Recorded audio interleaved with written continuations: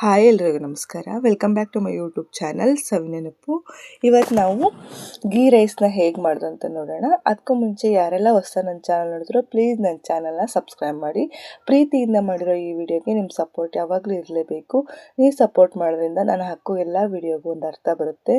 ಈಗ ಹೇಗೆ ಮಾಡೋದು ಅಂತ ನೋಡೋಣ. ನಾನಿಲ್ಲೊಂದು ಕುಕ್ಕರ್ ಇಟ್ಕೊಂಡಿದ್ದೀನಿ. ಇದಕ್ಕೆ ಈಗ ಒಂದು ಅರ್ಧ ಕಪ್ ಆಗೋವಷ್ಟು ಎಣ್ಣೆ ಸೇರಿಸ್ಕೊಂಡಿದ್ದೀನಿ. ಒಂದು 2 ಸ್ಪೂನ್ ಇರ್ಬೋದು. ಈಗ ಅದಕ್ಕೆ 2 ಸ್ಪೂನ್ ಆಗೋವಷ್ಟು ತುಪ್ಪ ಸೇರಿಸ್ಕೊತಾ ಇದ್ದೀನಿ. ಗೀ ರೈಸ್ ಅಂದರೆ ತುಪ್ಪ ಹಾಕಲೇಬೇಕಲ್ವಾ. 2 ಸ್ಪೂನ್ ಆಗೋವಷ್ಟು ತುಪ್ಪ ಹಾಕ್ಕೊಂಡಿದ್ದೀನಿ. ಚೆನ್ನಾಗಿ ತುಪ್ಪ ಎಣ್ಣೆ ಚೆನ್ನಾಗಿ ಕಾಯಬೇಕು. ತುಪ್ಪ ಎಲ್ಲ ಕರಗಬೇಕು.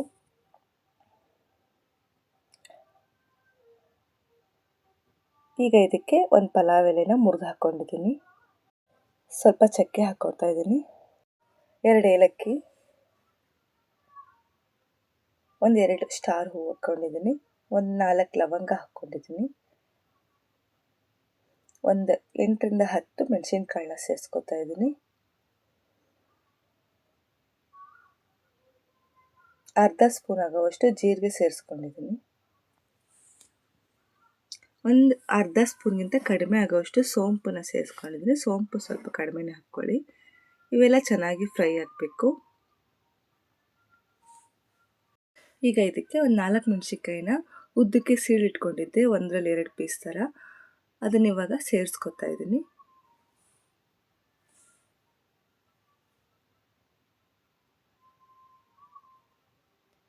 ಚೆನ್ನಾಗಿ ಎಣ್ಣೆಲಿ ಫ್ರೈ ಮಾಡ್ಕೊಳ್ಳೋಣ.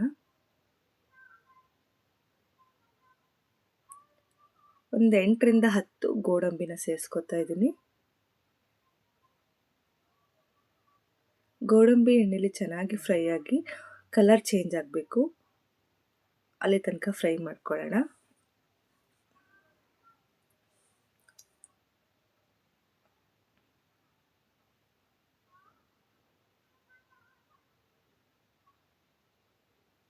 ಈಗ ಇದಕ್ಕೆ ಒಂದು ದೊಡ್ಡ ಈರುಳ್ಳಿನ ಉದ್ದುದ್ದಕ್ಕೆ ಹೆಚ್ಚಿಟ್ಕೊಂಡಿದ್ದೆ, ಅದನ್ನ ಇವಾಗ ಸೇರಿಸ್ಕೊತಾ ಇದ್ದೀನಿ.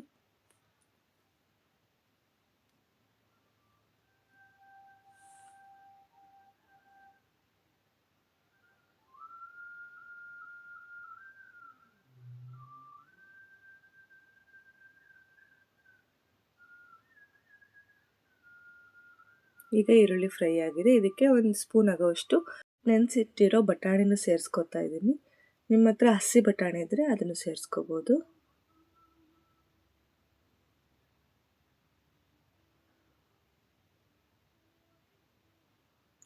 ಈಗ ಚೆನ್ನಾಗಿ ಫ್ರೈ ಆಗಲಿ. ಸ್ವಲ್ಪ ರುಚಿಗೆ ಉಪ್ಪನ್ನು ಸೇರಿಸ್ಕೊತಾ ಇದ್ದೀನಿ.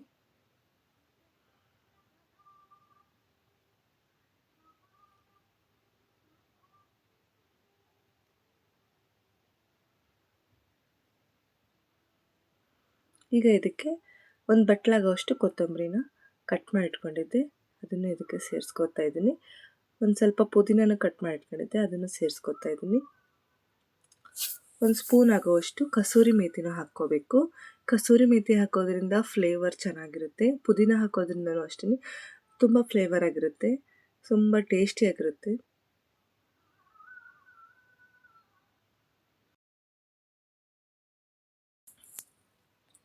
ಚೆನ್ನಾಗಿ ಫ್ರೈ ಮಾಡ್ಕೋಬೇಕು.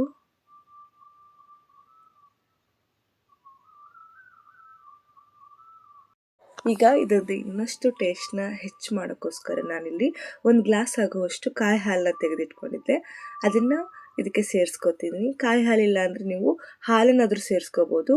ಈಗ ಇದೇ ಗ್ಲಾಸಲ್ಲಿ ನಾನು ಅಕ್ಕಿ ಹಾಕೋದ್ರಿಂದ 1 ಗ್ಲಾಸ್ ಆಗುವಷ್ಟು ಕಾಯಿ ಹಾಲನ್ನ ಇದಕ್ಕೆ ಸೇರಿಸ್ಕೊತಾ ಇದ್ದೀನಿ. ನಾನಿಲ್ಲಿ 2 ಗ್ಲಾಸ್ ಆಗುವಷ್ಟು ಅಕ್ಕಿ ತಗೊತಾ ಇದ್ದೀನಿ. ಅದಕ್ಕೆ ನಾನಿಲ್ಲಿ ಆ ಕಾಯಿ ಹಾಲನ್ನು ಸೇರಿ 3.5 ಗ್ಲಾಸ್ ಆಗುವಷ್ಟು ನೀರನ್ನ ಸೇರಿಸ್ಕೊತಾ ಇದ್ದೀನಿ. ಇವಾಗ 1 ಗ್ಲಾಸ್ ಕಾಯಿ ಹಾಲು, ಈಗ ಇದಕ್ಕೆ 2.5 ಗ್ಲಾಸ್ ಆಗೋವಷ್ಟು ನೀರನ್ನು ಸೇರಿಸ್ಕೊತಾ ಇದ್ದೀನಿ. ಸಾದಾ ಗೀ ರೈಸ್ ಮಾಡೋದ್ರ ಬದಲು ಈ ಥರ ಕಾಯಿ ಹಾಲು ಹಾಕಿ ಒಂದ್ಸರಿ ಗೀ ರೈಸ್ ಮಾಡಿ ನೋಡಿ. ನೀವೇ ಹೇಳ್ತೀರಾ ಸೂಪರ್ ಆಗಿತ್ತು ಅಂತ. ಟೇಸ್ಟ್ ಮಾತ್ರ ಅಲ್ಟಿಮೇಟ್ ಆಗಿರುತ್ತೆ. ಒಂದ್ಸರಿ ಟ್ರೈ ಮಾಡಿ. ಕಾಯಿ ಹಾಲಿಲ್ಲ ಅಂದರೆ ಅಟ್ಲೀಸ್ಟ್ ಹಾಲಾದರೂ ಹಾಕಿ, ಆವಾಗ ಗೀ ರೈಸ್ ಟೇಸ್ಟ್ ಇನ್ನೂ ಚೆನ್ನಾಗಿರುತ್ತೆ. ಈಗ ಅಕ್ಕಿ ತೊಳ್ಕೊಳ್ಳೋಣ. 2 ಗ್ಲಾಸ್ ಅಷ್ಟು ಅಕ್ಕಿ ಹಾಕ್ಕೊಂಡು 1-2 ಸರಿ ಚೆನ್ನಾಗಿ ತೊಳ್ಕೊತಾ ಇದ್ದೀನಿ. ನೀವು ಬಳಸೋ ಅಕ್ಕಿ ಉದ್ರುದ್ರಾಗಿ ಬರೋಕ್ಕೆ ನೀವು ಎಷ್ಟು ನೀರು ಹಾಕ್ಕೋತೀರೋ ಅಷ್ಟು ನೀರನ್ನು ಹಾಕ್ಕೊಳ್ಳಿ. ಕಾಯಿ ಹಾಲನ್ನು ಸೇರಿಸ್ಕೊಂಡು ನೀರನ್ನು ಅಡ್ಜಸ್ಟ್ ಮಾಡ್ಕೊಳ್ಳಿ. ನಾನಿಲ್ಲಿ ಈಗ ಅಕ್ಕಿನ ತೊಳ್ಕೊಂಬಂದಿದ್ದೀನಿ. ಇದು ಚೆನ್ನಾಗಿ ಕುದೀತಾ ಇದೆ. ಇವಾಗ ಇದಕ್ಕೆ ತೊಳೆದಿರೋ ಅಕ್ಕಿನ ಸೇರಿಸ್ಕೊತಾ ಇದ್ದೀನಿ. ಚೆನ್ನಾಗಿ ಮಿಕ್ಸ್ ಮಾಡ್ಕೊತಾ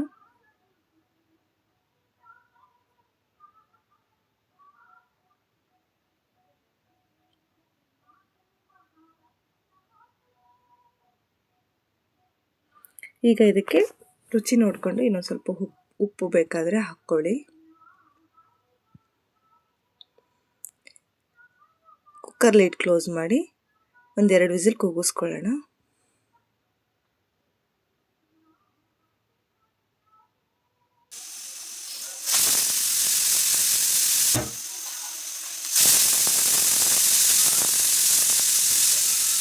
ಎರಡು ವಿಸಿಲ್ ಆಗಿದೆ.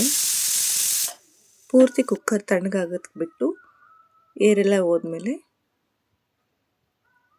ನಿಧಾನಕ್ಕೆ ಕಲಿಸ್ಕೋಬೇಕು.